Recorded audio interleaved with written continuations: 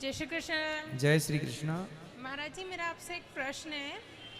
अभी मैं यूपीएससी की प्रिपरेशन कर रही हूँ। जैसे मैं इतिहास की पढ़ाई करती हूँ ना, तो मेरे कुछ सवाल होते हैं जो मेरे कथा से सॉल्व हो जाते हैं। पर मैं एक क्वेश्चन आपसे लेके आई हूँ आपके पास कि जैसे हम लोगों की स्टार्टिंग जो होती है वो सिद्धू सभ्यता से होती है, मतलब जो 1900 साल की है, और हमारे जो भगवान वगैरह हैं वो हज़ारों साल के हैं। आप हमें कथा में बताते हैं कि हज़ारों साल से हमारे भगवान, हम लोग ऐसा करते आ रहे हैं। तो उस सिद्धू सभ्यता में ये बताया जाता है कि कहाँ से खोज हुई, ये सब हुआ, पर उसमें भगवान का जिक्र क्यों नहीं किया जाता है? तो उस वक्त का जो समय था वो कहाँ लुप्त हो गया? मेरा ये आपसे प्रश्न है। देखिए, जो इतिहास इस प्रकार से बनाया गया है, जो इतिहास जो आप पढ़ रहे हैं, पहली बात तो बहुत सारी चीज़ें गलत पढ़ाई जा रही हैं। क्यों गलत पढ़ाई जा रही हैं? जैसे मैं आपको एक छोटा सा एग्जाम्पल दूं, पहले भी मैं दे चुका हूं। जैसे हमें डार्विन की थ्योरी पढ़ाई जाती है कि हम बंदर की संतान हैं। जी। कहीं से कहीं लॉजिक सेट नहीं होता कि हम बंदर की संतान हैं, फिर भी पढ़ाया जा रहा है। हाँ, गलत पढ़ाया जा रहा है। नहीं लिखेंगे तो नंबर कट जाएगा एक। दूसरा, हम उस दिन का इतिहास हमारे ग्रंथों ने बताया जिस दिन से सृष्टि प्रारंभ हुई, तो हमारे यहाँ सबसे पहले ब्रह्मा जी से मनु शत्रुपा प्रकट हुए। साइंस के पास मोहनजोदड़ो, हड़प्पा संस्कृति, इसके पुराना कोई इतिहास मौजूद नहीं है लिखित में, जबकि हमारा इतिहास मौजूद है कि 5,500 साल पहले भगवान द्वारिका के राजा थे और जाते समय द्वारिका को पानी में डुबाए। तो वो द्वारिका आज 2023 में भी आप समुद्र के अंदर पानी में देख सकते हैं। वैज्ञानिकों ने खोज कर ली और उसको भी खोजा गया, तो वो लगभग 5,500 साल पहले, मैंने नहीं, साइंस ने प्रूव कर दिया। 8 लाख साल पुराना राम सेतु है, साइंस ने प्रूव कर दिया 10 साल की कड़ी रिसर्च के बाद। तो लोग 1400-2000 साल पुराना इतिहास लिए बैठे हैं, उसको भी ठीक नहीं कर पा रहे हैं। जैसे कि एक थ्योरी पढ़ाई गई डार्विन की जो गलत है, ऐसे बहुत सारी थ्योरियां आप पढ़ रहे हैं जिनका कोई अस्तित्व नहीं है। पढ़ाया गया कि जो जीता वही सिकंदर, पढ़ाया गया अकबर महान, जबकि इतिहास है कुछ और। तो वो गलत ढंग से पढ़ाया गया, गलत ढंग से हमें शिक्षा दी गई। भारतीय शिक्षा जो कहती है वो ये शिक्षा है, हम मनु की संतान थे और मनु की संतान होने से हमें मनुष्य कहा गया। देखिए ना कितना लॉजिकली है कि हमें मनुष्य कहा जाता है इसलिए कि हम मनु की संतान हैं, इसलिए सब मनुष्य हैं। मनु की संतान, इसलिए हम मनु की संतान हैं। इसी क्रम को आगे बढ़ाएं तो इन्हीं मनु के वंश में भगवान राम हुए, इन्हीं मनु के वंश में आगे चल करके जो ऋषि हुई, उनकी ऋषियों की हम संतान हैं। तो जो आप कह रहे हैं वो पढ़ाई तो जा रही है पढ़ाइयाँ, और उसका कोई सिर पाँव नहीं है, कोई प्रमाण नहीं है उनके पास भी जो आपको पढ़ा रहे हैं। महाराज जी, मैं पढ़ाई करती हूँ तो मेरी मम्मी मुझसे ये बोलती है कि तू 2 दिन करती है और तीसरा दिन छोड़ क्यों देती है, और फिर 2 दिन करती है फिर छोड़ देती है। तो मेरा उनसे एग्जाम्पल मैं उनको ये देती हूँ कि मुझे मात्रा पढ़नी है पर मुझे अनाराम नहीं आ रहे हैं। पर वो जो अनाराम है हम लोगों को, वही मुझे समझ में नहीं आ रहे हैं कि वो मतलब किस चीज का लॉजिक कहाँ है, वो मुझे लॉजिक ही समझ में नहीं आ रहा। कौन सा लॉजिक नहीं समझ में आ रहा है? जैसे कि फर्स्ट क्वेश्चन मेरा ये था, और ऐसे रिलेटेड मेरे बहुत सारे क्वेश्चंस हैं। दूसरा जैसे महाराज तो जी फर्स्ट का उत्तर मिला आपको? हाँ। दूसरा पूछो। जैसे महाराज जी की उसमें ये बताया जाता है कि मतलब बहुत सारी चीज़ें जो मतलब आपने बताया कि हम लोगों ने जीरो की खोज की थी, पर ये चीज़ तो पहले भी थी ना, तो फिर अभी का नाम क्यों दिया जाता, पहले का क्यों नहीं बताया जाता? ये बहुत बड़ा कंफ्यूजन है आज के पढ़े लिखे बच्चों के। मैं आपको तुरंत इसको दूर कर दूं। आर्यभट्ट हुए जिन्होंने शून्य दिया, ठीक है। अब सवाल ये खड़ा हुआ कि आर्यभट्ट को लगभग 600 साल हुए, लगभग। आप 800 साल मान लीजिए, गूगल पर देख लीजिए, समय निकल आएगा। क्या चलो मैं 1000 साल ले लूं, क्या 1000 साल पहले आर्यभट्ट के पहले क्या शून्य नहीं था?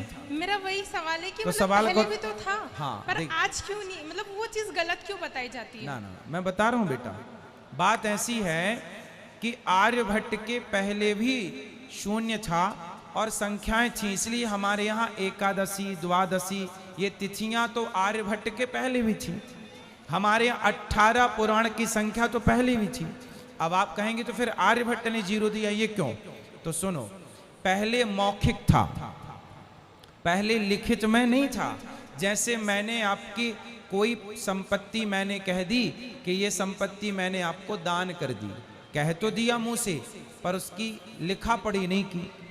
उसी तरह 1 2 3 1 2 3 तो था लिखित में, पर 10 के बाद आगे कैसे जाएं, वो 9 के बाद आगे कैसे जाएं, लिखित में नहीं था। तो लिखित में एक सर्कल दे दिया गोल आर्यभट्ट ने कि इस गोल सर्कल को आप 0 मान लो और इसे पीछे लगा दो अंक के, तो 1 के पीछे लगाने से 10 हो जाएगा और 2 लगाने से 100 हो जाएगा, 3 लगाने से 1000 हो जाएगा। तो वो एक लॉजिकली एक सर्कल दिया गोल, ये शून्य है। जबकि उसके पहले एकादशी थी, लेकिन एकादशी को लिखें कैसे? था, लिखित में नहीं था। क्योंकि पहले आप समझो, पहले ना लिखित में नहीं होता था, पहले की जो लिपियां थी वो बाद में आई, तुलसीदास जी के समय पर था, उसके पहले नहीं था। पहले के लोग याद, जैसे वेद लिखे नहीं जाते थे पहले, वेद याद किए जाते थे। पुराण लिखे नहीं जाते थे पहले, पुराण याद किए जाते थे। तो परंपरागत चलती थी बातें कि मैंने आपको याद, मेरे गुरुजी ने मुझे याद करा दिया, मैंने अपने, इसलिए हमारे यहाँ गुरुकुल थे। क्योंकि पहले कागज में कुछ नहीं था, पहले सब अंदर था, और आजकल अंदर कुछ नहीं है, सब बाहर है, इसलिए डिस्टर्ब हो गया। पहले आज के 1000 साल पहले की जो शिक्षा भगवान राम जब पढ़ने गए तो वहां कागज में नहीं पढ़ा, दिव्य चीजें पढ़ी और दिव्य चीजें पढ़ाई, याद करा दिया। जैसे गीता में 700 श्लोक हैं तो याद करा दिया, पूरा याद करा दिया, अब आपको कंठ में है सब चीजें। पहले के लोग क्या थे, हमारे यहाँ इसलिए नाम पड़ा चतुर्वेदी, द्विवेदी, जिनको 2 वेद कंठस्थ करा दिए वो द्विवेदी हो गए, 3 वेद कंठस्थ करा दिए त्रिवेदी हो गए, चतुर्वेदी 4 वेद कंठस्थ करा दिए चतुर्वेदी हो गए। तो ये पहले डिपार्टमेंट होता था कि एक सब्जेक्ट इनको याद कराएंगे, एक सब्जेक्ट, तो ये परंपराएं बची रहेंगी। तो पहले ऐसे काम चलता था। फिर लिखित की जब बातें आई तो लिखित का जब जमाना आया तो उस लिखित में आर्यभट्ट ने दे दिया शून्य के ये लिखो।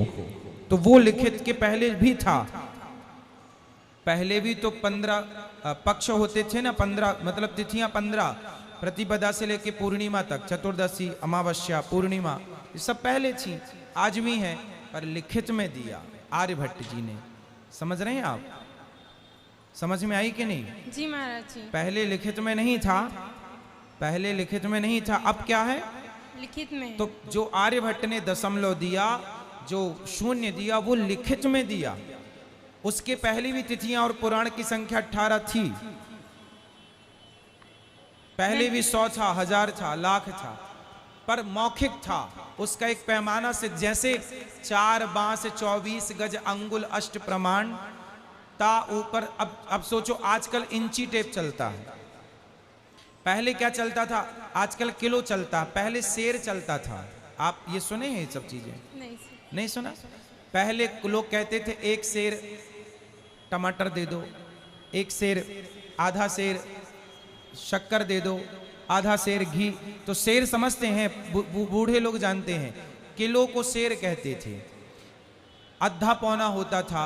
उसी तरह जैसे आज फीता होता है ना नापने वाला, इंची टेप, उसी तरह पहले बांस होता था। एक बांस का एक था साइज कि ये इतने का ये बांस माना जाएगा। तो जब मोहम्मद गौरी ने जब पृथ्वीराज को पकड़ा तो वहां पर उनके जो मंत्री थे उन्होंने बताया, चंद्रवरदाई ने, कि 4 बांस, ये सुना होगा आपने, 4 बांस। अब सोचिए ना, इंची टेप है ना, नापने की कोई व्यवस्था, दुश्मन सामने बैठा है और सामने वाले राजा पृथ्वीराज चौहान की आंखें फूटी हैं, धनुष है और बाण है, निशाना लगाना है, और कहाँ लगाना है तो बता रहे हैं कि 4 बांस 24 गज, 4 बांस की दूरी है, 4 बांस और 24 गज की दूरी है, अंगुल अष्ट प्रमाण 8। सोचिए बैठे बैठे वो आदमी 8 अंगुल भी नाप लिया कि ये ये 8 अंगुल। ता ऊपर सुल्तान है, मतलब जमीन से इतनी ऊंचाई पर सुल्तान बैठा है, इतनी दूरी पर आप बाण मारो, मारा, गले गर्द यहां पे जाके लगा, मर गया। तो ये सब चीजें हैं ना, साइंटिफिक हैं। जी तो उसी प्रकार की गणना है।